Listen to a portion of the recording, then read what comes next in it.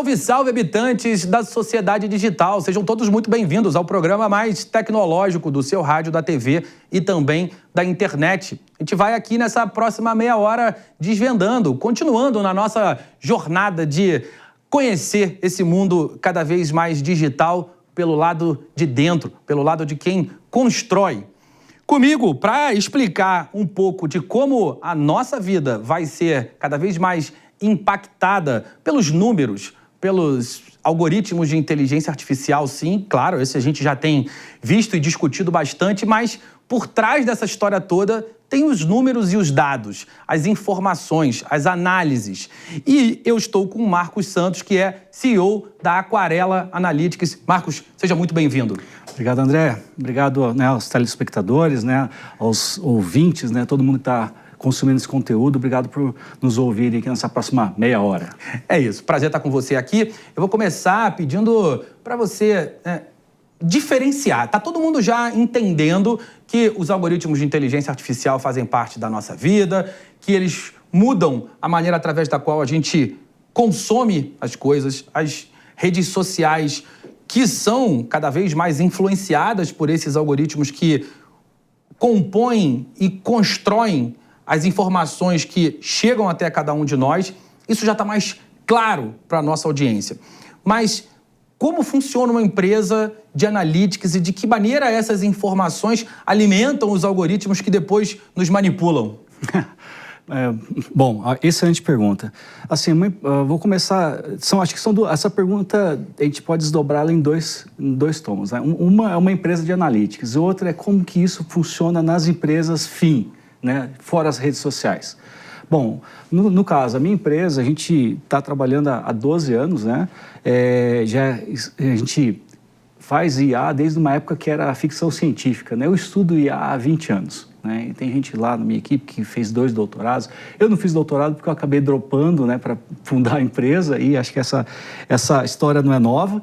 Mas hoje, dentro da nossa organização, como que a gente trabalha, A gente coleta informação de muitas fontes. Hoje a gente deve ter lá pelo menos umas 300 fontes de informação. A última vez que a gente contou, tinha umas 260 fontes de informação, em que a gente abastece o nosso data lake, a nossa grande massa de dados, e com isso a gente consegue gerar análises, consegue criar soluções, E aí, muito do que a gente faz são divididos em duas coisas, Uma é para dar apoio à operação. Por exemplo, os nossos clientes da área de energia, eles precisam estar sabendo o momento certo de comprar e vender energia. Então, eu coleto dados e informações aí de clima, de guerras, de pandemias, conjuntura econômica, moedas, uma série de informações, e esses algoritmos, esses robôs, eles vão fazendo previsões do preço da energia e dando ali para os nossos clientes, para o consumidor ali, as dicas, olha, compra, vende, espera, Então, isso daí é um pouco do que acontece lá dentro.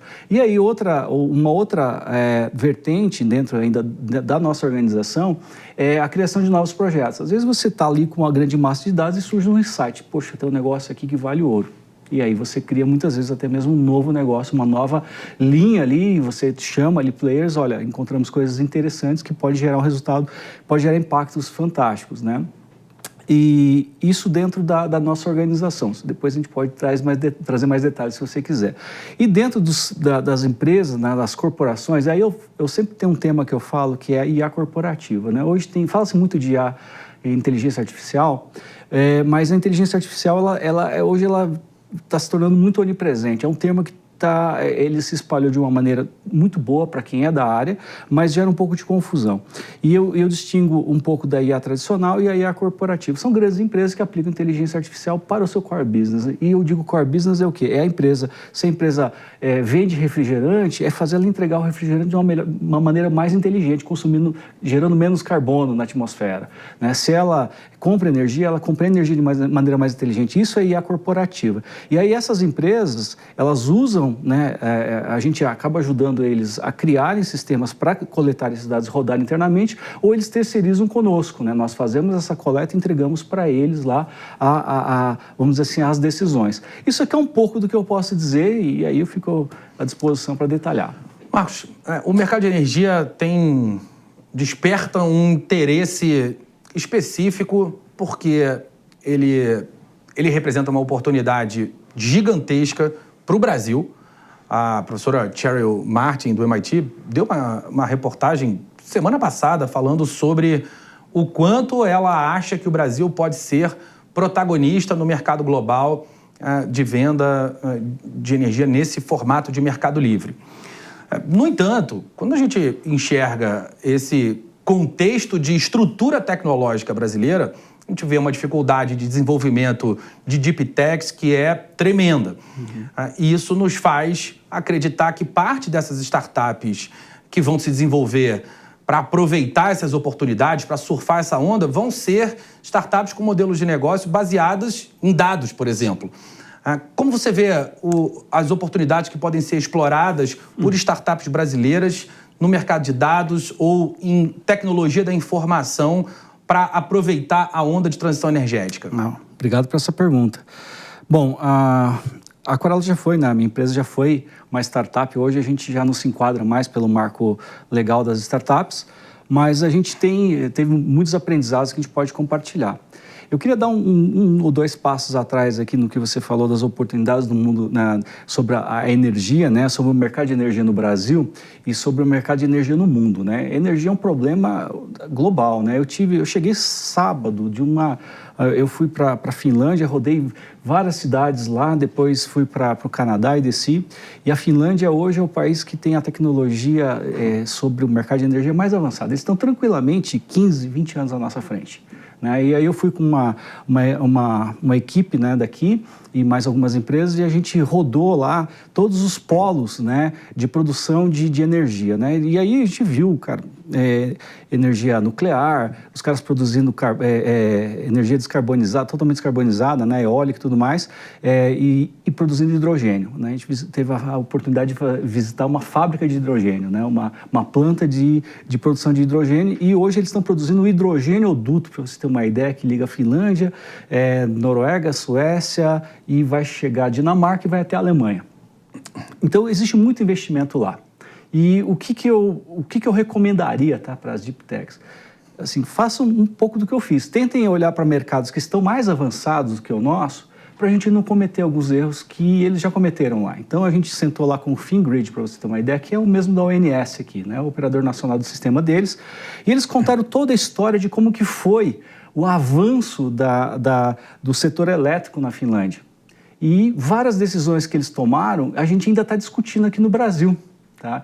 Eu não vou entrar no mérito, que provavelmente a gente vai lançar algumas... Isso aqui vai vir em um material, depois eu posso compartilhar com vocês, né? Mas muitas das decisões que estão para ser decididas aqui no Brasil, eles já tentaram lá, algumas coisas deram certo, outras deram errado. Então, o que eu recomendo, né, para as empresas que querem entrar nisso? Vão ver mercados mais avançados que os nossos e beber sobre isso, né? E é claro, né, o mundo virou, né, 8 bilhões, né, de pessoas, de habitantes, e ele tem se você pegar a curva, né, uma curva exponencial. Você é um cara de dados, né, André? E se olhar a curva de crescimento da população do mundo, ela está numa exponencial. Em breve a gente vai chegar a 10 bilhões e todas essas pessoas estão aumentando o seu padrão de vida, estão aumentando, elas querem consumir mais, elas estão tendo um carro elétrico, têm vários appliances em casa. Então, a população cresce exponencialmente e o consumo de energia cresce numa curva um pouco mais acentuada. Então, pensar em soluções em que você faça o uso inteligente de energia, a inteligência artificial, ela é um mecanismo para isso, tá? Para usar inteligentemente a energia, conseguir consumir ela de maneira consciente, ela é instrumental. Eu diria que é um problema não só para o Brasil, mas é um problema para a humanidade. E aqui o Brasil, como um grande protagonista da produção de energética do mundo, né? Nós temos aí sol infinito, vento abundante, né? A matriz aí hidrelétrica é imensa, a gente é protagonista nisso, e nesse momento o Brasil tem uma oportunidade ímpar para se tornar um player, né, de fato global com a transição para o hidrogênio, né, que é você produzir energia no Brasil e exportar um negócio que era muito difícil no passado, né, que é exportar energia porque você precisava de um pontilhão de eletricidade. Hoje você pode pegar esse hidrogênio, transformar em amônia, colocar no navio e despachar para a Alemanha. E isso vai ser fantástico, a gente tem que sair na frente com isso. quando você falou, nós não somos mais uma startup, a empresa já se desenvolveu, vocês nasceram em Floripa. E a ACAT é uma associação que tem um papel importante nas empresas e no desenvolvimento dessa visão de empreendedorismo da região. A gente tem o César no Recife, são talvez os 2 grandes polos de inovação em termos de consolidação.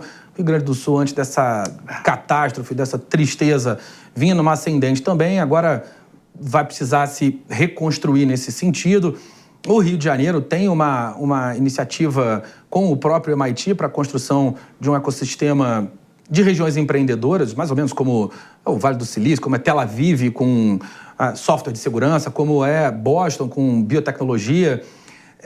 Como é nascer e se desenvolver num ecossistema? Pergunto isso porque parte da nossa audiência é de pessoas que desenvolvem ideias, querem empreender, e a área de tecnologia é naturalmente um terreno bastante fértil para esse desenvolvimento.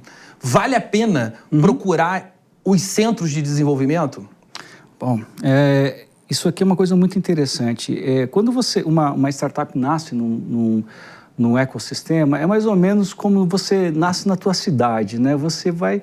Por exemplo, eu nasci em Guarulhos, eu tenho o sotaque de São Paulo. Eu moro 24 anos em Florianópolis, mas eu não peguei o sotaque do pessoal de lá, né? Às vezes eu dou uma puxadinha, outra aqui, mas onde você nasce, você carrega aquilo consigo, tá? Isso como pessoas. E eu digo mesmo para empresas, tá? Empresas, elas nascem em um ambiente, elas absorvem aquilo, elas carregam para o resto da existência delas, né? Você nascer num bom ambiente que você tem... Primeiramente, né, um arcabouço ético muito, muito forte. E Santa Catarina tem isso, eles têm isso muito perspicaz, né? O empreendedorismo, a ética profissional. É muito como o pessoal muito fala isso no Vale do Silício, na ética profissional do Vale do Silício, Silicon Valley e tal.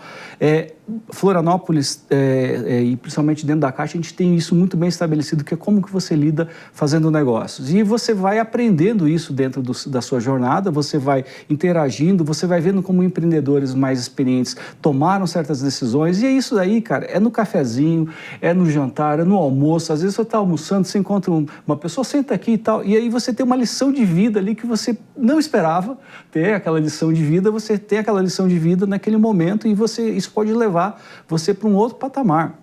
Então, você respirar um ambiente de inovação, um ambiente que seja bom e que ele gera não só aprendizados, mas conexões, né? Aprendizados, conexões, consequentemente, isso vai virar negócio. E, consequentemente, isso vai gerar crescimento, né? Recentemente eu li um livro que dizia que você consegue replicar uma empresa, você consegue replicar uma ideia, um produto, mas você não consegue replicar um ecossistema, né? Ecossistemas são coisas únicas, é como a natureza, né? Você tem coisas únicas. Então, nascer num ecossistema é muito interessante e muito importante também, é claro, né? Nascer num ecossistema, mas você também se conectar a outros ecossistemas, né? E você também beber de outros lugares, que é o que a gente está fazendo agora, se conectando com o ecossistema lá da Finlândia e da Escandinávia, né, que são os países ali nórdicos. Bom, quero, falando de ecossistema, deixar registrado um abraço para os amigos do Instituto Caldeira, que são do Rio Grande do Sul, fazem um trabalho sensacional lá e já vão estar de volta nesse processo de desenvolvimento local. Mas um desafio que vocês certamente enfrentam e que eu tenho curiosidade de entender sobre o quanto os exemplos internacionais servem de molde para nossas operações locais aqui, diz respeito à privacidade e segurança. A gente tem basicamente 3 grandes visões de relacionamento com informações pessoais no mundo. Uma visão mais da interpretação americana, que privilegia o gerador do dado, a empresa que gerou o dado. É claro que eu estou reduzindo a questão, mas em linhas gerais é isso que acontece. Você tem uma visão mais europeia, que trata o dado quase como um direito humano, algo que pertence ao cidadão, e uma visão chinesa, que olha o dado como uma propriedade do Estado e que pode ser usada para fazer com que o cidadão se comporte da maneira que o Estado entende que ele deva se comportar. A nossa Lei Geral de Proteção de Dados aqui tem uma inspiração vamos dizer assim, bastante clara na GDPR europeia. Na Finlândia, nos países nórdicos, os exemplos em relação à privacidade e segurança servem para cá? E se servem, de que maneira vocês estão tratando isso por aqui? Como você coleta dados e ainda assim respeita a nossa LGPD? Esse ponto é muito importante. Quando a gente fundou a nossa empresa, a gente pensou em criar uma marca que fosse centenária, né? E como que você faz para você ser centenário? Você não pode morrer no caminho. Acho que esse é o básico.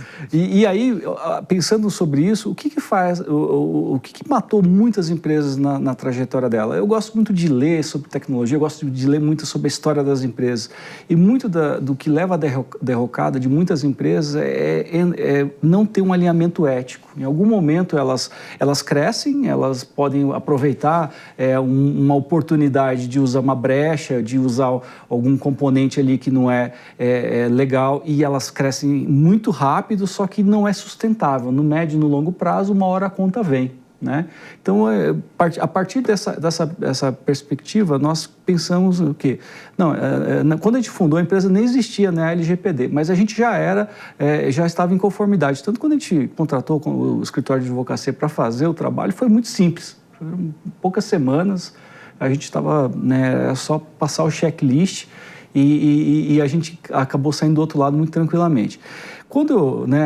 Nesse movimento de ir para a Finlândia, a gente está abrindo uma subsidiária lá agora, né?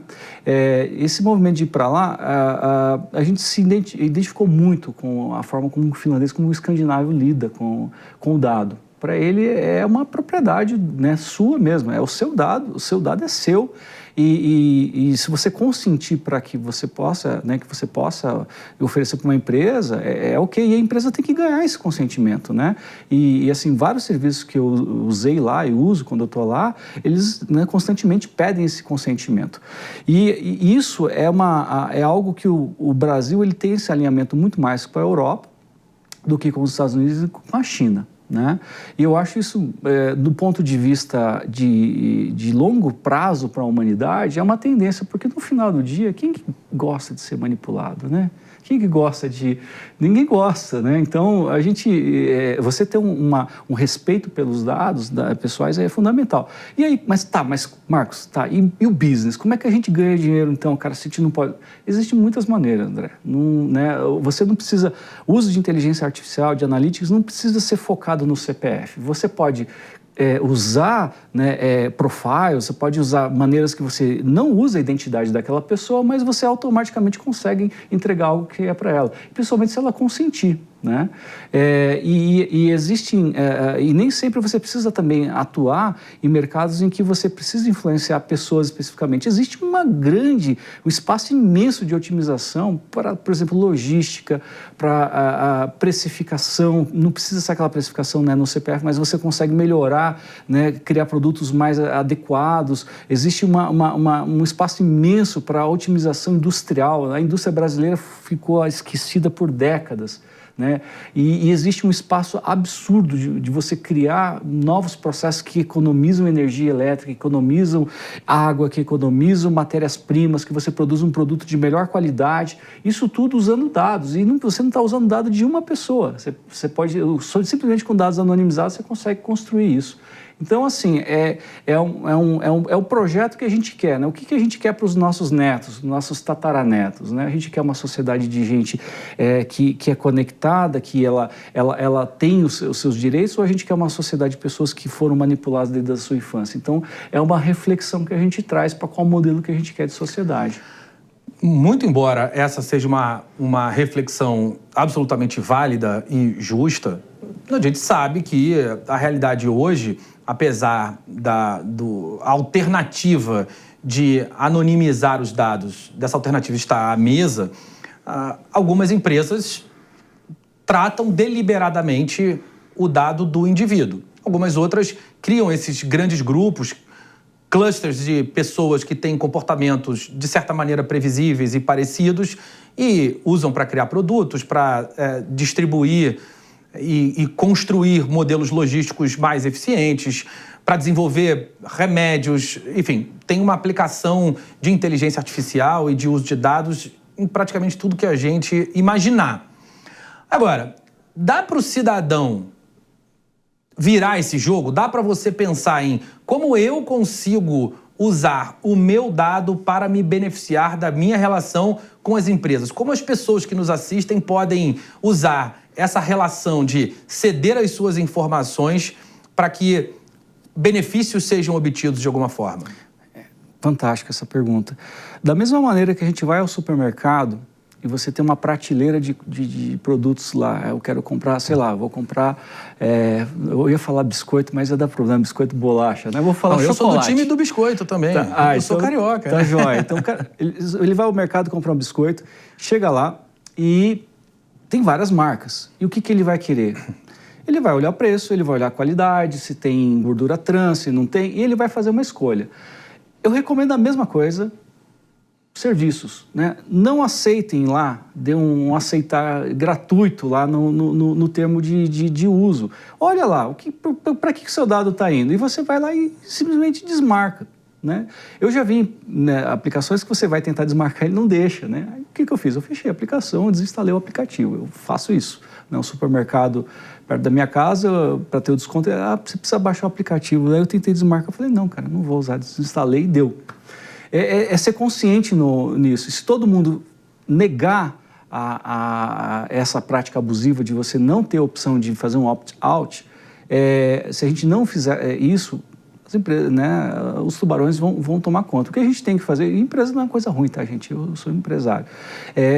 O que eu prego é um empreendedorismo ético. O cidadão, o usuário, ele tem que, primeiro, marcar lá. E se a empresa oferecer, poxa, me permita isso que eu vou te dar aqui um premium. Isso é fantástico, né? Eu vi isso na Escandinávia. Se você aceitar aqui, você ganha uma beleza, pode pegar meu dado porque eu estou fazendo uma troca. Né? E ele estava lá explicando, eu vou fazer isso com o seu dado, fica tranquilo, eu só vou fazer isso, não vou vender para ninguém. Eu vou usar aqui para fazer a minha estatística e melhorar a qualidade do seu serviço. Mas eu só consigo fazer isso se você me oferecer o dado e com isso aqui eu te dou um pequeno desconto.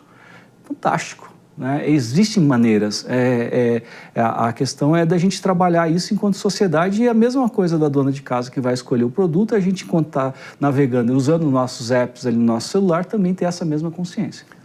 Sabe que a gente tem uma visão que fala sobre os benefícios associados a amor, dinheiro e glória. Ou acontece o desconto, o dinheiro, e a empresa compra essa informação, ou você vai entregar porque você tem uma relação sentimental com aquela marca, porque é uma love brand, você gosta, você sabe que a personalização daquela experiência é o suficiente para que você conte para essa organização coisas sobre você mesmo, ou porque tem algum tipo de status envolvido. As marcas de luxo fazem isso muito bem também. Mas para a gente fechar, eu quero te fazer mais uma pergunta. Primeiro, eu te questionei sobre como as pessoas podem lidar com os seus dados para obter benefícios das organizações. Agora eu quero te perguntar como as pessoas podem lidar com os dados, ou tratar os dados, trabalhar os dados no seu dia a dia, no seu trabalho. Não para ela se relacionar com as organizações, mas para ela se relacionar com a organização da qual ela faz parte. Fantástico. Assim, a função do cientista de dados, né, que era uma coisa mágica, ela está ficando cada vez mais simples, né? Hoje você tem IAs generativas. Você pode pegar, por exemplo, esses dias um amigo meu, ele estava trocando de carro, ele pegou e usou o ChatGPT para fazer uma pesquisa, né? Fez uma pesquisa em todos os sites, pediu para o ChatGPT buscar os modelos e fazer um relatório para ele e ele deu simplesmente os critérios do carro que ele queria comprar. E o ChatGPT achou e trouxe para ele. Então, hoje você tem IAs generativas, e eu estou falando de ChatGPT, mas você tem o Gemini, você tem vários outros, assim, e cada vez vão ter mais ferramentas desse tipo. Você pode usar ferramentas de IA generativa para o seu dia a dia. Ou você também pode, né, eu recomendo que todos um dia aprendam a usar uma planilha, né, que faça uma planilha dinâmica, que se torne literatos em uso de dados, que minimamente você consiga consiga tabular e organizar, que você, com isso você consegue melhorar a sua tomada de decisão.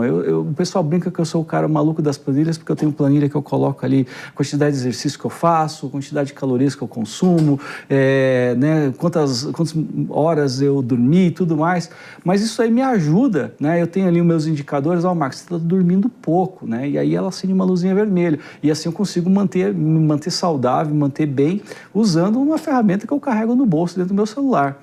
Então, essa é uma questão do uso de dados que você pode usar para a sua vida. Outra é no seu trabalho, né? Quanto mais você conseguir usar dados para tomar decisões, né? E aí eu digo, né, o cidadão ou um executivo, né? Hoje, né, muitas das decisões são intuitivas, mas a intuição ela é ótima, ela é fantástica, só que a intuição, normalmente ela é alimentada por um conhecimento prévio que você teve, né? Nenhuma intuição ela é de graça na nossa mente, a gente decide por aquilo que a gente foi exposto em algum momento. E ser exposto significa o quê? Eu ter os dados. Então, você absorver bons dados, e aí eu digo você se expor a bons conteúdos, né? Como aqui o programa do André, mas você se expor a bons conteúdos e você também tabular, trazer esses conteúdos e olhar isso de uma maneira organizada, né? Você tomar uma decisão, isso daqui melhora a nossa assertividade, melhora as nossas finanças, melhora a nossa saúde, melhora a nossa vida. Parece coisa de maluco, mas funciona, gente. É isso. Esse foi Marcos Santos, CEO da Aquarela Analytics. Marcos, muito obrigado pela conversa. Meus amigos, semana que vem tem mais Sociedade Digital e a gente continua por aqui desvendando os mistérios desse mundo cada vez mais digital. Um abraço para você que nos ouve e vê. Tchau, tchau.